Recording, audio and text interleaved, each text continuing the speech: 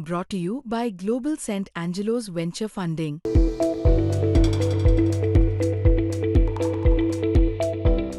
पंतप्रधान नरेंद्र मोदी पंतप्रधान व्हायच्या अगोदर गौतम अडानी कुठे होते आणि आता पुढचं फक्त बघत राहा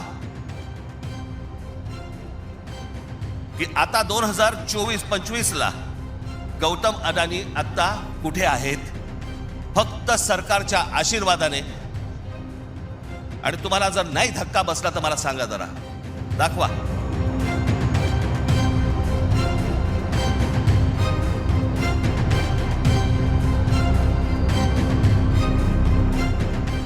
हे फक्त 10 वर्षातलं आहे.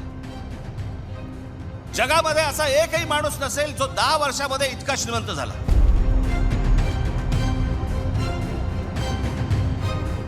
मनसे प्रमुख राज ठाकरे यांनी रविवारी मुंबईतील शिवाजी पार्क मैदानावर झालेल्या जाहीर सभेत अदानी समूहावर जोरदार हल्लाबोल केला.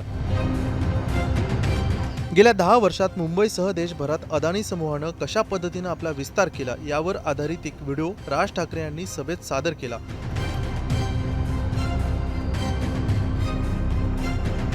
2014 पूर्वी देशात मर्यादित अस्तित्व असलेल्या अदानी समूहाला भाजपच्या सत्ताकाळात मुंबईसह महाराष्ट्रात मोठ्या प्रमाणावरती प्रकल्प, जमिनी आणि कंत्राटं कशी मिळाली हे या व्हिडिओच्या माध्यमातून दाखवण्याचा प्रयत्न राज ठाकरे यांनी केला.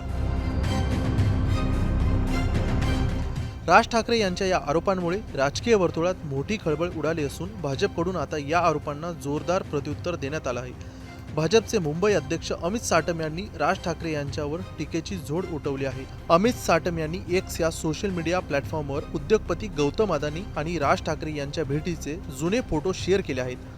काही वर्षांपूर्वी गौतम अदानी यांनी स्वतः राज ठाकरे यांच्या शिवतीर्थ या निवासस्थानी जाऊन भेट घेतली होती. याच भेटीचा फोटो आणि संदर्भ देत अमित साटम यांनी राज ठाकरेंवरती निशाणा साधला आहे.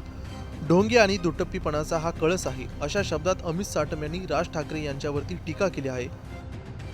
भर सभेत अदानी समूहावर आरोप करणारे राज ठाकरे आणि प्रत्यक्षात मात्र अदानी यांच्याशी जवळीक ठेवत होते असा आरोप त्यांनी केला आहे. दरम्यान राज ठाकरे आणि गौतम अदानी यांची जी भेट झाली होती ती भेट 10 जानेवारी 2023 ला झाली होती. बरोबर 3 वर्षांपूर्वी अदानी आणि राज ठाकरे यांची ही भेट त्यांच्या शिवतीर्थ या निवासस्थानी झाली होती. या भेटीत तेव्हा काय चर्चा झाली होती याचं कारण अद्याप समोर आलं नाही. पण अदानी आणि ठाकरे यांच्या भेटीनंतर फडणवीस आणि ठाकरेंमध्ये देखील भेट झाली होती. पण आता राज ठाकरे यांच्या निशाण्यावर गौतम अदानी आले आहेत. आता ठाकरे बंधूंच्या कालच्या सभेनंतर आणि भाजपच्या या प्रत्युत्तरामुळे महाराष्ट्रातील राजकीय वातावरण अधिक तापलं असून अदानी समूह, भाजप आणि मनसे यांच्यातील वाद आणखी चिघळण्याची शक्यता व्यक्त केली जात आहे. बाकी या सर्व घडामोडींवर तुम्हाला काय वाटतं हे आम्हाला कमेंटमध्ये सांगा. ब्युरो रिपोर्ट, मुंबई तक.